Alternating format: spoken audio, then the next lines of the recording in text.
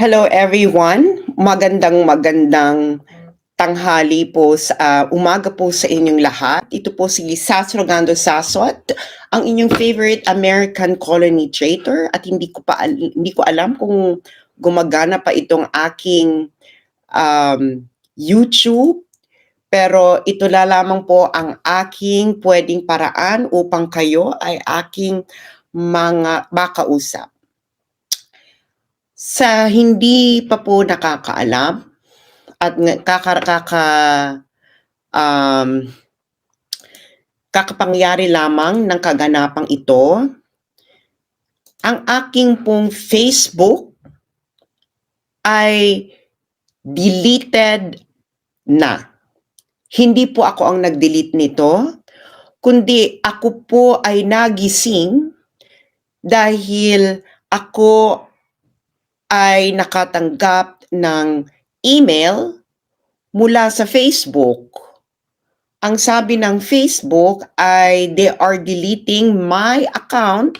Babasahin ko ang buong message ng Facebook. Ito ang sabi.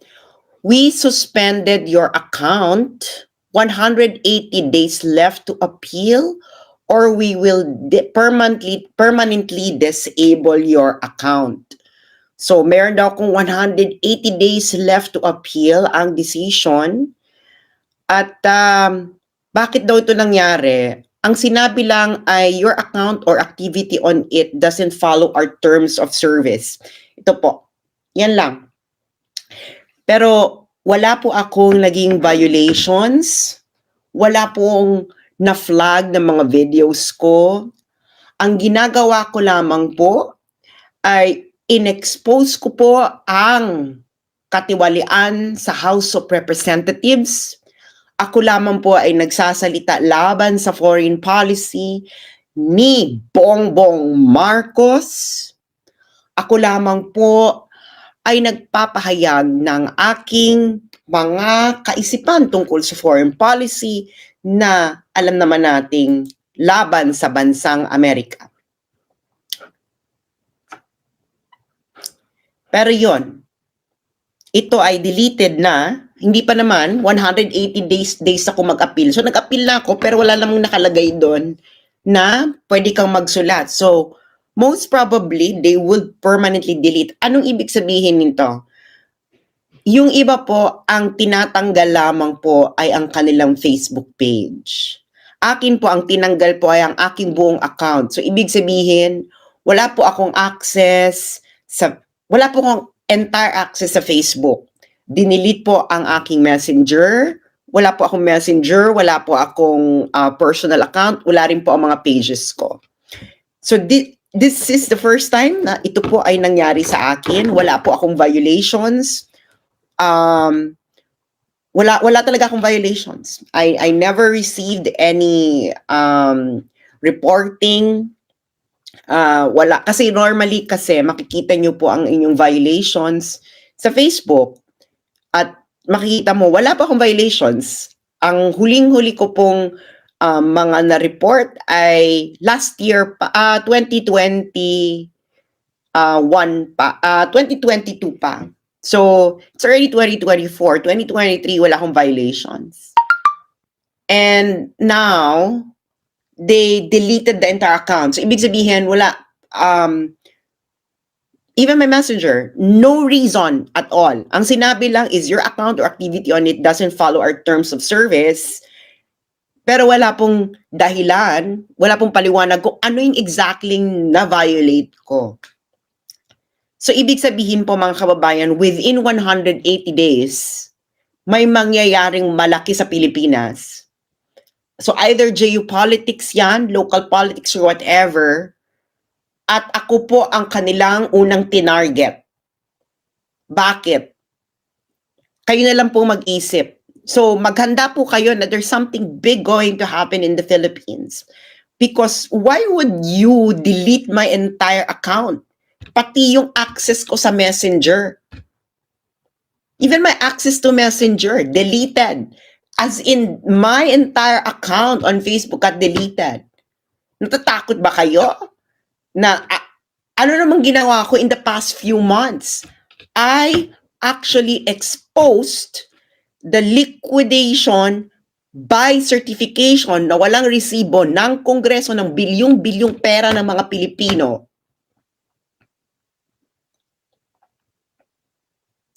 na ang bilyong-bilyong pera ng mga Pilipino na ginagastos ng Kongreso na hindi nila nire-resibuhan. That's what I've been doing in the past few months.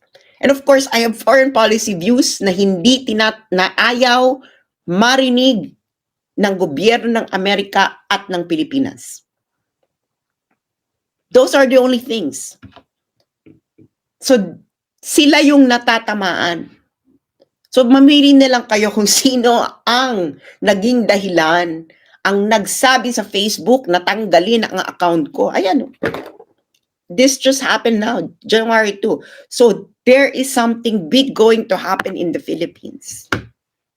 At tanungin nyo na lang yung mga sarili nyo kung bakit ako yung tinarget nila. Well, yung isang account ni Maharlika, hindi niya account eh. It's just the Facebook page. Yung Maharlika Boljakera. Hindi yung Maharlika Boljakera, yung Maharlika, it was deleted. Yung kay Banat Bay, yun din. Tapos ako, mas malala kasi yung akin, mga friends, okay? Mas malala yung ginawa nila sa akin. Ginawa nila sa akin today, January 2, 2024, buenas na buenas sa bagong taon, my entire Facebook was deleted, removed, okay?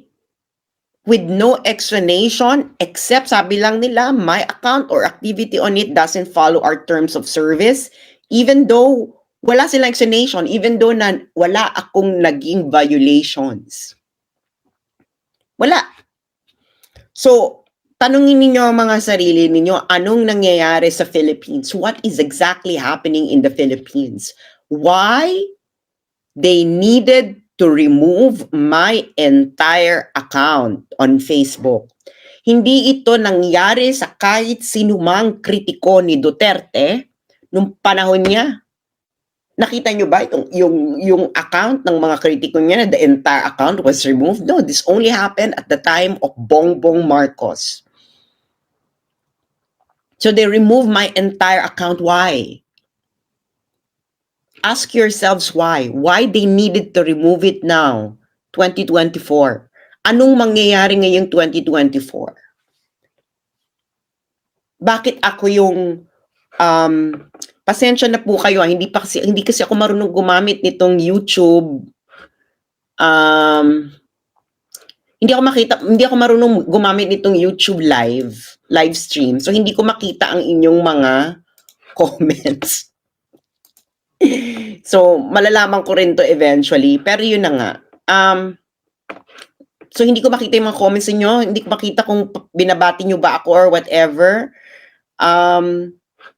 So, yun mga kababayan. Bakit? Tanungin ninyo. Huwag ninyo ako message sa messenger, yung mga friends ko, my mother, etc. They removed my entire account with no explanation. With no explanation. Tanungin ninyo ang sarili nyo kung bakit. Ba't hindi ito nangyari nung panahon na si Lenny ang tinitira ko? Bakit ito nangyari nung panahon ni Bongbong Marcos Jr.? Hindi na kita tatawagin presidente. You're not a president. Diba? Ngayon lang to nangyari.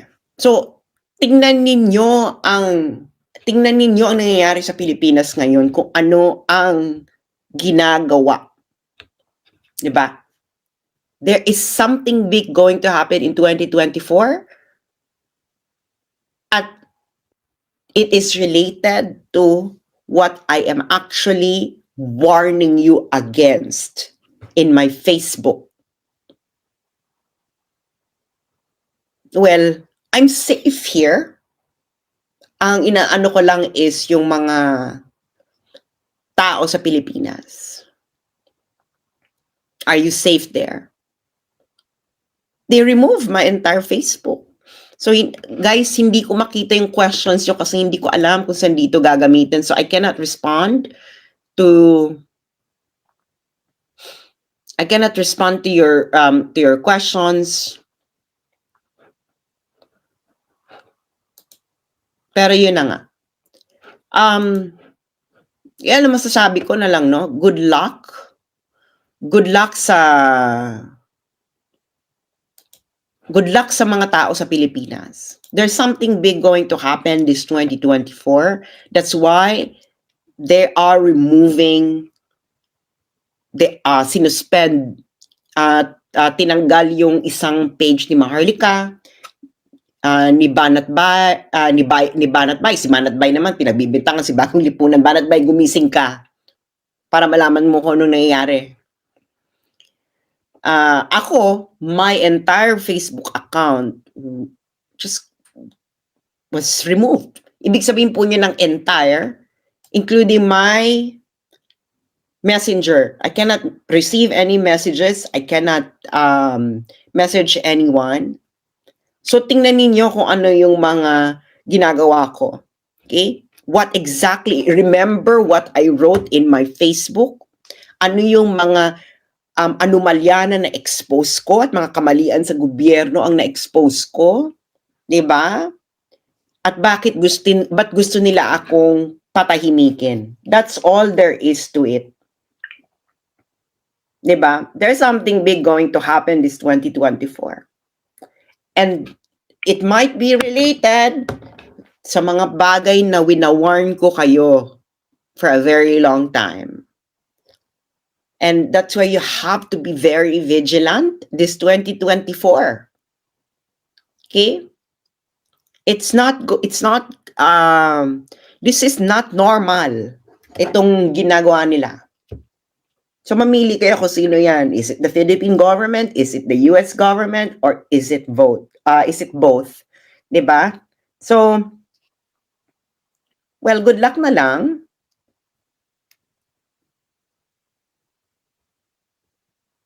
So, well, yun lang po. I will figure out kung paano gamitin tong YouTube para makita ko yung mga comment ninyo. Pero hanggang dyan lang po muna. So sa mga nagtatanong, Facebook suspended my account.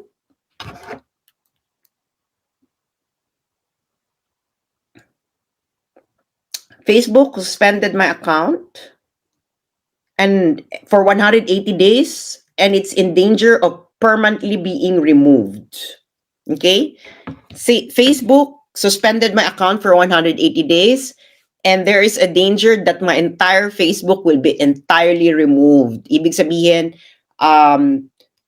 my Facebook, my page, and my access to Messenger. And ask yourself why they did this to me. I don't have any violations. They just removed it. Wala akong recently post flag for violations. I have no live flag for violations. They just remove it. And then they just put a blank notice. Parang sabi lang na violation of terms of service. So, yun lamang po. Actually, meron siyang sinabi na that infringes or violates someone else's rights or otherwise infringes the law. But wala silang inilagay. So, yun lamang po at maraming salamat at I will figure out how to use YouTube. I believe ako ay interviewin mamaya ni Maharlika. So, watch out sa kanyang YouTube, Maharlika Boljak TV, I think. So maraming salamat po. Yun lamang po. So yung mga nagtatanong kung wala yung Facebook ko, wala na po siya. It's suspended for 180 days and it's in danger of permanently being removed. Wag po kayo magme-message sa akin sa Messenger dahil hindi ko siya matatanggap. And that's it. So thank you and mag-ingat po kayo. Be vigilant this 2024. Something big is going to happen.